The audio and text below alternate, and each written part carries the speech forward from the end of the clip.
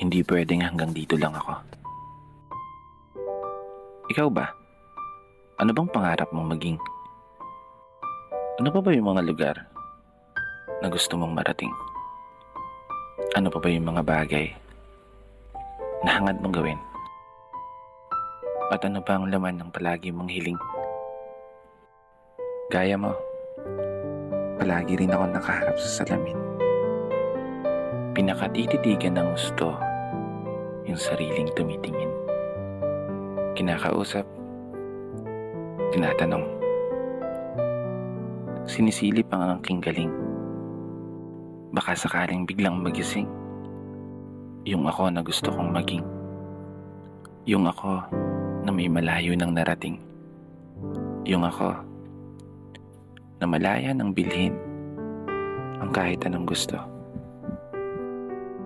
Sariling bahay, sariling sasakyan, sariling negosyo. Isang ako sa katauhan ng isang tagumpay na tao. Isang ako na tumama sa loto. Hindi naman tumataya. Pero seryoso, ang sarap siguro ng buhay natin, no? Pag naabot mo na yung mga pangarap mo. Kapag nagawa mo ng mapasa kamay lahat ng mga hinahangad mo sa mundong to, at magiging isang kwento na lang yung kung paano at ano yung mga pinagdaanan mo. Isang kwento na maibabahagi mo sa ibang mga tao. Kaya naman, habang nandito tayo sa proseso, wag na wag mong susukuan yung mga pangarap mo. Kapag dumating ka man sa punto na palagi kang talo,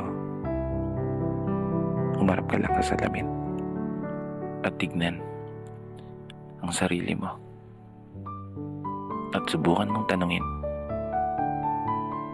hanggang dito na lang ba ako? At kapag biglang sumagot yan, tumakbo ka na. Hindi, seryoso na. Ika nga nila, ang pagsuko ay para lamang sa mga mahihinang nilalang. Kinaya nga ng iba, kaya panigurado, kaya mo yan. Magtatagumpay ka.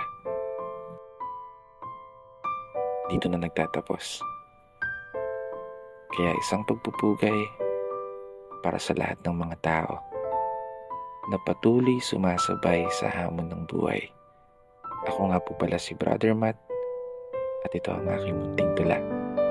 Sana nagustuhan niyo.